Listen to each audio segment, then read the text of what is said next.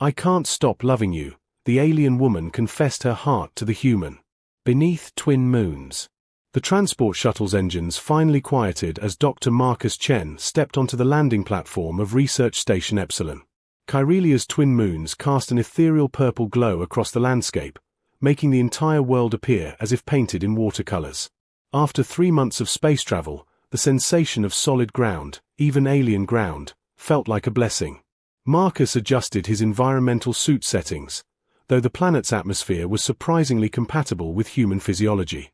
The real marvel lay spread before him, the luminary gardens, where thousands of bioluminescent plants pulsed with soft light, creating a living symphony of colors that shifted like slow-motion waves across the botanical preserve.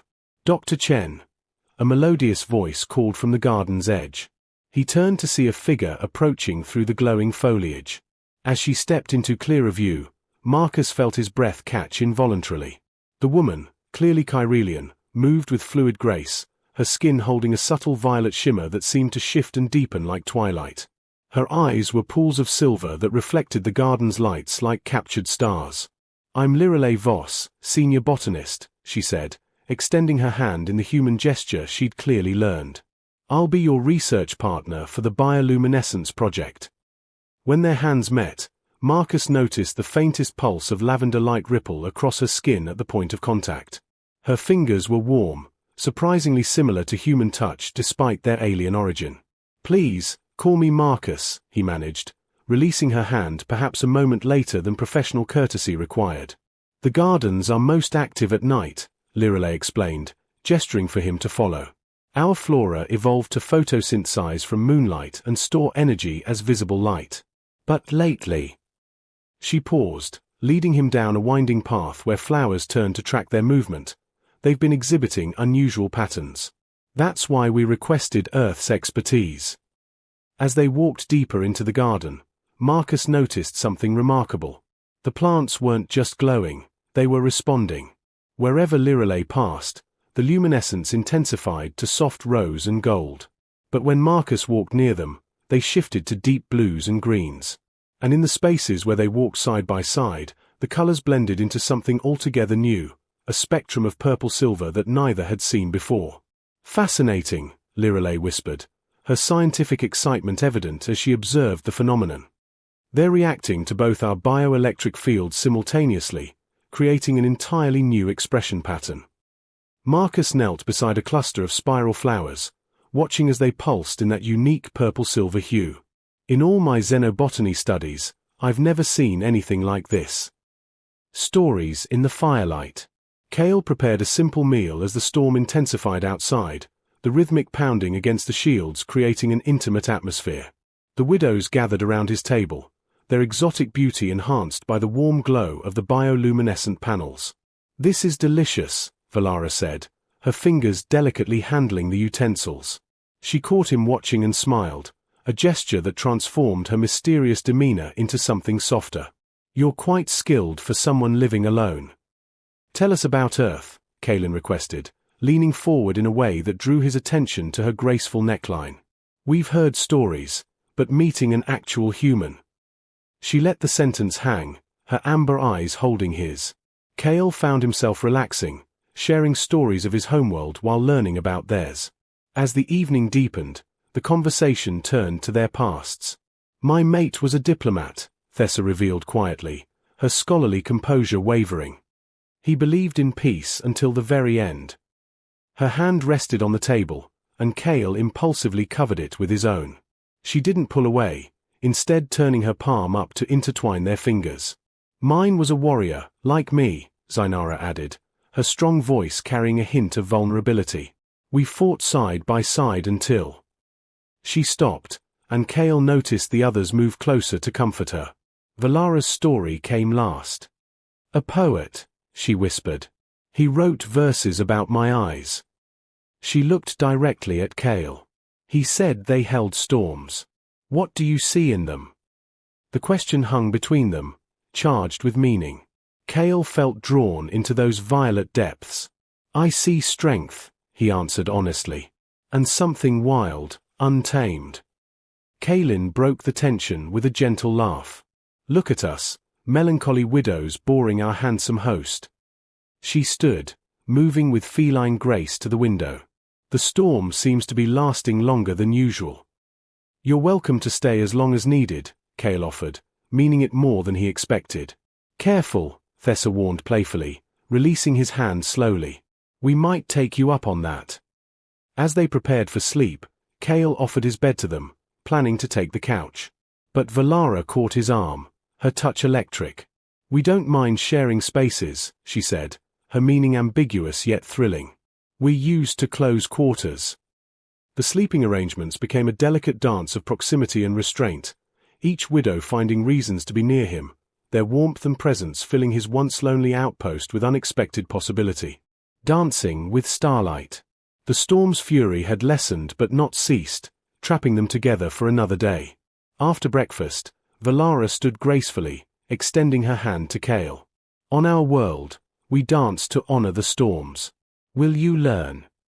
Her fingers were warm in his as she pulled him to the center of the room. Place your hand here, she guided, setting his palm against her waist. The fabric of her dress was impossibly soft, and beneath it, he could feel the warmth of her skin. The key is to move like water, she instructed, beginning to sway. Their bodies moved in sync, and Cale found himself lost in the rhythm. Valara pressed closer, her breath warm against his neck. You learn quickly, she murmured, her lips nearly brushing his ear. My turn, Cale announced, smoothly cutting in. Her style was different, playful, teasing.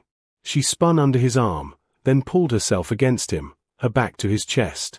Feel the music in your bones, she whispered, guiding his hands to her hips as they moved together. Thessa approached next, her dance more formal but no less intimate. In the scholars' courts, we dance to share knowledge, she explained, her hands exploring his arms, his shoulders, as if reading him through touch. Every movement tells a story. She gazed up at him, their faces inches apart. What story are we telling? Before he could answer, Zainara claimed her turn. The warrior's dance was passionate, almost aggressive. She pulled him close, their bodies fitting together as she led him through complex steps. Dancing and fighting aren't so different, she said, her strong arms around his neck. Both require trust, synchronization. She paused, her lips close to his, surrender. The afternoon became a blur of movement and touch. The widows began dancing together, including him in their circle, their bodies weaving around his in increasingly intimate patterns. Valara's hand would trail across his chest as she passed. Kalin would press against his back during a turn. Thessa's fingers would tangle briefly in his hair. Zainara would pull him close, then spin away, leaving him breathless. You're all incredible, Cale admitted, his heart racing from more than exertion. We haven't felt this alive in so long, Valara confessed, her usually mysterious expression open and vulnerable. As the dancing slowed, they found themselves in a close cluster, bodies warm and breathing synchronized. The storm outside seemed distant compared to the electricity crackling between them in the small space. Hearts unveiled. A sudden power surge from the storm plunged the outpost into darkness. Emergency lighting cast everything in a soft blue glow, creating an even more intimate atmosphere. The five of them huddled together near the backup heater, sharing blankets and body warmth. I haven't been this close to anyone since. Thessa trailed off, her head resting against Cale's shoulder. She shivered, and he noticed her favoring her left side. You're hurt, he observed, seeing her wince. An old injury from the wars, she admitted. The cold makes it ache. Let me help, Cale offered, retrieving his medical supplies. As he gently treated her shoulder, his fingers working the healing salve into her skin, the other widows watched with undisguised longing. Your touch is gentle, Thessa breathed, her eyes fluttering closed. She turned to face him, their proximity in the dim light creating a bubble of intimacy. I had forgotten how it feels to be cared for. Valara moved closer on his other side, her fingers tracing patterns on his arm. We all have our scars, she whispered, guiding his hand to a faint mark on her collarbone. This one saved my life, but cost me everything else. The confession opened floodgates. Each widow began sharing not just their losses, but their desires, their fears, their dreams. Kaelin curled against his back, her arms around his waist. "I thought I'd never laugh again," she admitted. "But you make me remember joy." Zainara, usually so strong, allowed tears to fall. "Warriors aren't supposed to fear," she said, "but I'm terrified of feeling again." Kael pulled her closer, and she melted into his embrace, her warrior's armor finally falling away. They spent hours like this, tangled together in the emergency lighting, sharing stories, touches, and moments of raw vulnerability. Kael found himself kissing Valara's forehead when she cried, stroking Thessa's hair as she dozed, holding Kaelin as she trembled with suppressed emotion, and providing Zainara the strength to be weak. How can one heart hold so much? Kael wondered aloud, overwhelmed by his feelings for each of them. "Perhaps," Valara suggested, her lips brushing his jaw, "hearts aren't meant to hold love, but to let it flow through them." The power returned gradually, but none of them moved, unwilling to break the spell of connection they'd woven in the darkness. Each widow had claimed a piece of his heart, and surprisingly, there seemed to be room for them all. Constellations promise. The triple moon alignment began just after sunset, all three celestial bodies rising in perfect synchronization to create a phenomenon that bathed Kyrelia in opalescent light. Lirelei led Marcus deep into the forest, beyond the station's boundaries, to a grove that seemed older than time itself. Massive crystal formations jutted from the ground like frozen lightning, their surfaces reflecting and amplifying the moonlight into rainbow fractals. The air itself seemed to shimmer with energy, and the bioluminescent plants here grew wild and untamed, their lights dancing in patterns that felt almost sentient. "This is the grove of eternal bonds," Lirelei explained, her voice hushed with reverence. "For thousands of years, my people came here to pledge themselves to one another. It's said that couples who bond here during the triple alignment are connected across space and time itself." She had changed into a traditional Kyrelian ceremonial dress that seemed woven from moonlight itself, her skin's natural luminescence making her appear like a living constellation. Marcus wore simple white, but in this sacred space, surrounded by the grove's ancient magic, he felt transformed. "Are you certain?" Lirelei asked one final time, taking both his hands. "Once we do this, there's no going back. You'll be bound to me, to my world, forever." "I've never been more certain of anything," Marcus replied, squeezing her hands gently. Lirelei began to speak in her native language, musical syllables that seemed to resonate with the crystals around them. As she spoke, her bioluminescence began to pulse in a rhythm Marcus recognized. It matched his own heartbeat. She guided his hands to her wrists, where her pulse points glowed like captured stars. "Now you," she whispered, switching to English. "Speak your truth, your promise." Marcus looked into those silver eyes and spoke from his soul. "Lirelei Voss, you are my unexpected gift from the cosmos. I promise to love you through every sunrise and sunset, whether on Earth or Kyrelia or anywhere among the stars. I choose you, not just tonight, but for every night that follows." As he spoke, something extraordinary happened. The bioluminescent spores that floated through the grove began to swirl around them, creating a living galaxy with the two of them at its center. More incredibly, Marcus's own skin began to emit the faintest glow, a soft blue-white that intertwined with Lirelei's violet radiance. "The grove accepts our bond," Lirelei breathed in wonder. "Marcus, you're luminescent." He looked at his hands in amazement, seeing the subtle light emanating from within. "Is this permanent?" "Only when we're together," she smiled, tears of joy making her cheeks shimmer like stardust. "It's the grove's wedding gift, a way for you to speak my language of light."